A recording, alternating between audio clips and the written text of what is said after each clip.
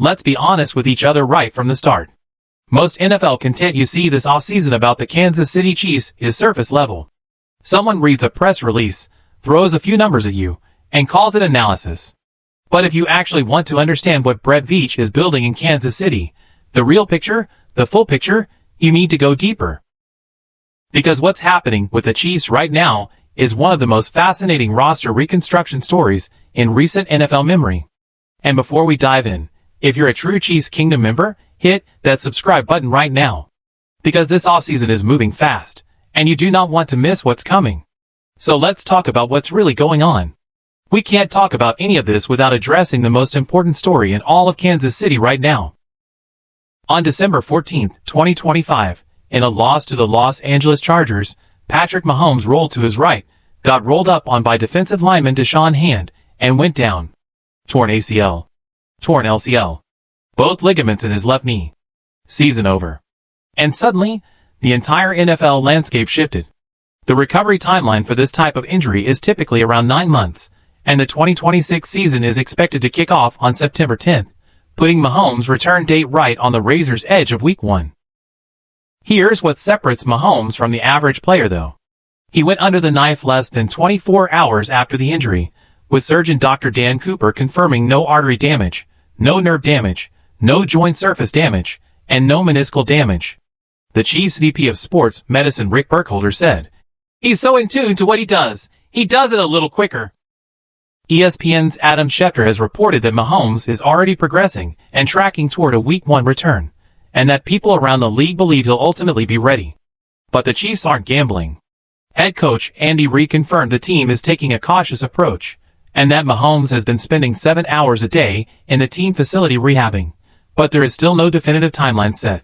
This is the real backdrop to everything happening in Kansas City this offseason. Every signing, every restructure, every move has to be understood through this lens. The Chiefs are building a team that can survive without Mahomes if necessary, and explode with him when he's back. That's not weakness. That's elite franchise management.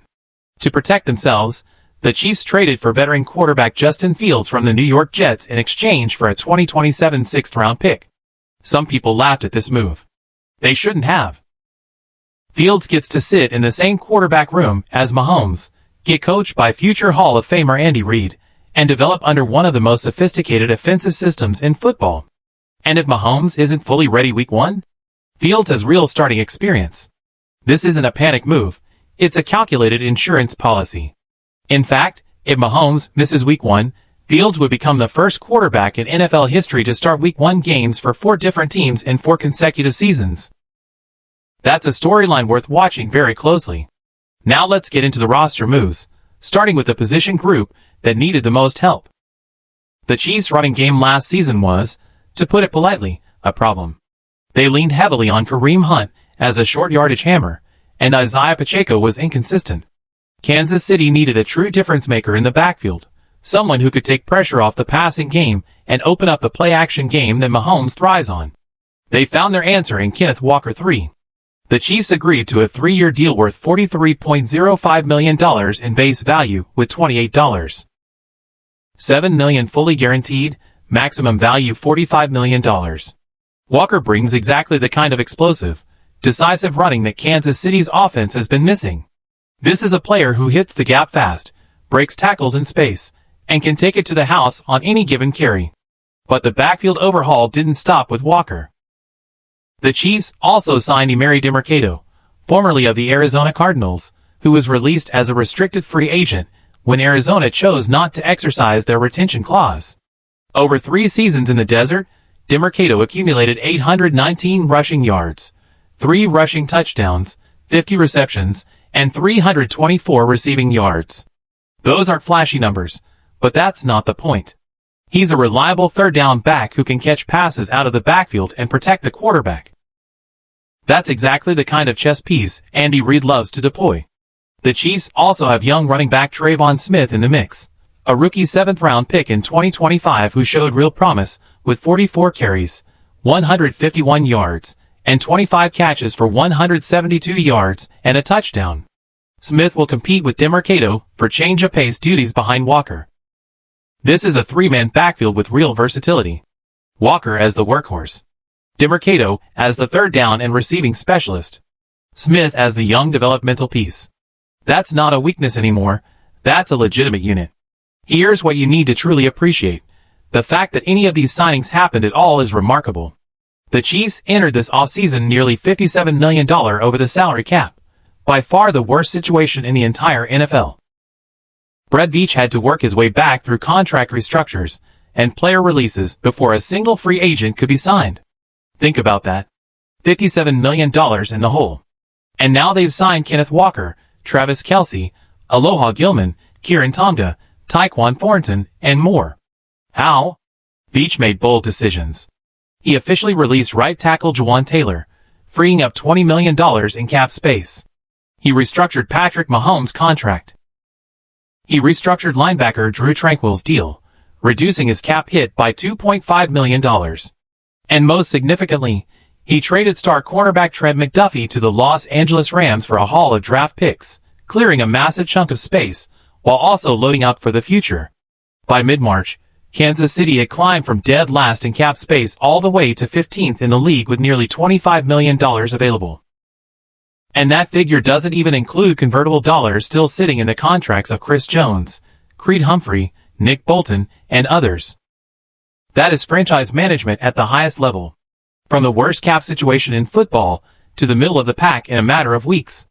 Veach doesn't get enough credit for this, but Chiefs Kingdom should understand exactly what he pulled off here. The defensive situation in Kansas City has its own complicated storyline. The Chiefs linebacker corps took its first serious hit when Leo Chenal signed with the Washington Commanders for nearly $25 million over 3 years. That's a real loss. Chenal was a physically dominant player who made an impact on every level of the defense. Then, there was the Drew Tranquill situation. For a moment, this offseason, it looked like Kansas City might lose another key linebacker simply to cap math. But Tranquill restructured his contract, reducing his cap hit by $2.5 million, and stayed in Kansas City. Last season he recorded 103 tackles, with only 1.9% of tackles missed. That's elite efficiency, not just good stats. He is exactly the kind of player you build a defense around. And there's an interesting storyline attached to the new safety signing as well. Aloha Gilman, who signed a 3-year, $24.75 million deal with $15 million guaranteed, played with Tranquill at Notre Dame and again with the Chargers. Gilman has said publicly that Tranquill was actively recruiting him to sign with Kansas City. That kind of pre-existing chemistry and trust between players matters more than most people give credit for. It speeds up communication, it builds cohesion, and in a defense as complex as Steve Spagnuolo's, that stuff is priceless. The Chiefs also have internal depth pieces developing at linebacker in Jeffrey Bassa and Cooper McDonald. This isn't a dominant group right now, but it has leadership, it has experience, and it has room to grow. Let's be completely real about something that most coverage skirts around. Chris Jones is one of the best defensive tackles alive. Full stop. But even the best player in the world cannot be left isolated. When elite offensive lines dedicate a double team to Jones on every single down, someone else has to win their matchup. Last season, that someone else didn't exist consistently, and opposing offenses exploited it mercilessly, especially on third downs. The Chiefs signed Kieran Tonga, coming off a career year with the New England Patriots, 24 tackles, 2 tackles for loss, 2 QB hits, and 2 pass deflections in 14 games. When the signing was announced, Chris Jones reacted by posting on X simply, "Tonga is a dog."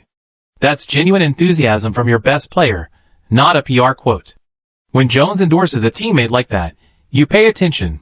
But is Tonga alone enough to fix the interior defensive line? Probably not. And the Chiefs know it. With the 2026 NFL Draft coming up on April 23rd, and Kansas City holding 9 picks thanks to the McDuffie trade haul, defensive line depth is almost certainly going to be addressed. The Chiefs have the assets. The question is whether Veach can find the right player at the right price. If he can, this defense takes a serious step forward. A few other things you need to know, because the Chiefs made moves across the entire roster. Travis Kelce is back. He signed a 1-year deal worth $12 million that can reach $15 million. Last season Kelce led the team in targets, receptions, yards, touchdowns, and receiving first downs. He wanted to return for a 14th season, and the Chiefs wanted him back. That chemistry with Mahomes is irreplaceable, and it's not something you rebuild overnight.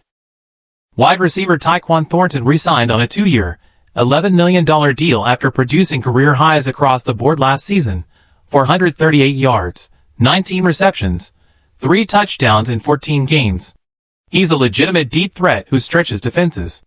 And quarterback Eli Apple signed on a 1-year deal to help fill the void left by the McDuffie trade, joining Gilman in rebuilding the secondary under Spagnuolo's scheme. Every single one of these moves is a piece of a deliberate puzzle. None of them happened by accident. Here's what you need to take away from all of this. The Kansas City Chiefs went 6-11 last season. They missed the playoffs. Their quarterback is rehabbing a torn ACL and LCL. They started the offseason $57 million over the cap. Their top cornerback was traded. Their best linebacker walked in free agency. And yet, they have a new running back who can change games, a revamped secondary, cap space back in the positive, 9 draft picks incoming, and Patrick Mahomes spending 7 hours a day in the facility fighting to be ready for Week 1. This team is not dead. This team is not rebuilding in the traditional sense. This team is reloading, with a clear plan, under enormous pressure, in real time. Brett Veach has done this before. Andy Reid has done this before. And when Mahomes steps back onto that field at full strength, every team in the AFC better be ready. The offseason isn't over. The draft hasn't happened. And the Chiefs? They're just getting started. Subscribe to the Chiefs Scope Daily, because when Kansas City makes their next move, you'll want to be the first to know exactly what it means.